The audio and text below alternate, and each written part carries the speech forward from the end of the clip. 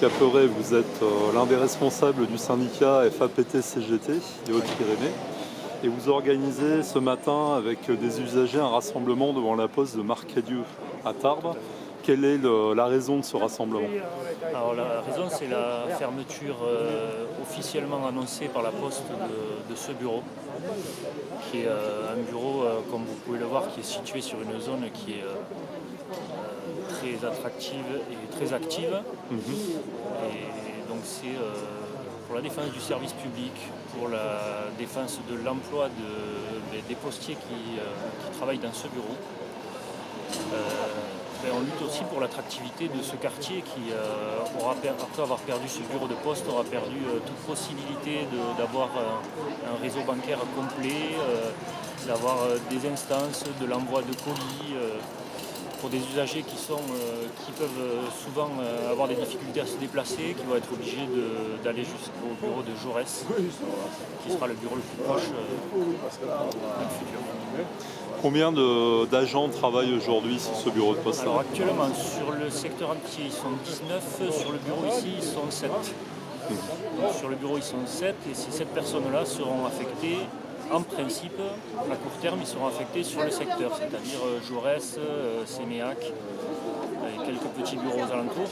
Mais à moyen terme, ces emplois-là ne pourront pas rester sur ce secteur. Donc ce sera des missions sur d'autres secteurs bien plus éloignés. Est-ce que vous avez un rendez-vous avec la direction de la Poste pour évoquer avec eux l'avenir de Marcadieu, ou est-ce que les discussions sont bloquées aujourd'hui? On a eu un rendez-vous avant-hier, lundi,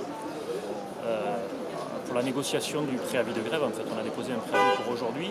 Il y a eu un rendez-vous avec la direction dans lequel on a exposé nos revendications, c'est-à-dire le maintien de ce bureau de poste avec des horaires adaptés à l'activité. Parce qu'actuellement, il faut savoir qu'il est fermé le jeudi après-midi, jour de marché, donc une journée qui est assez active. En fait, la Poste organise la baisse de fréquentation de ce bureau, c'est-à-dire qu'elle a déjà envoyé les instances, c'est-à-dire la possibilité pour les usagers de venir récupérer les colis et les lettres recommandées. Depuis une année environ, ça se fait maintenant à Jaurès.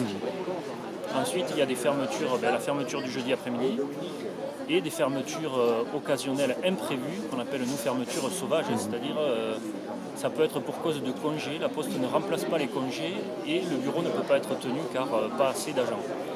Donc la Poste organise cette baisse de fréquentation et s'en sert de prétexte pour maintenant fermer le bureau de Marcadieu. Est-ce que vous considérez aujourd'hui que le métier de postier est en danger? En danger, le métier de postier, si la Poste avait décidé de garder un service public cohérent, le métier est largement rentable. D'ailleurs, la Poste fait de plus en plus de bénéfices chaque année. Encore en 2017, il y a une augmentation de près de 4% du résultat net d'exploitation qui a plus d'1 milliard d'euros. Donc c'est assez difficile à comprendre, surtout que ce résultat net, il est en partie dû à l'effort des contribuables, c'est-à-dire qu'on a un crédit d'impôt compétitivité emploi dont bénéficie la Poste qui est de 300 millions d'euros par an depuis 2013. Ça se chiffre maintenant en milliards. Il y a un fonds de péréquation qui permet le maintien des bureaux de poste qui est de 500 millions d'euros. C'est très difficile à comprendre pourquoi la Poste cherche à fermer ses bureaux de poste, surtout dans des quartiers comme celui-là qui est très actif.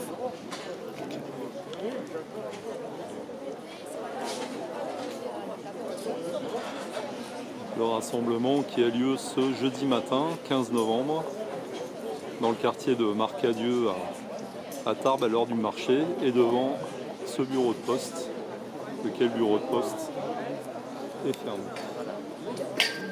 et menacé de fermeture définitive.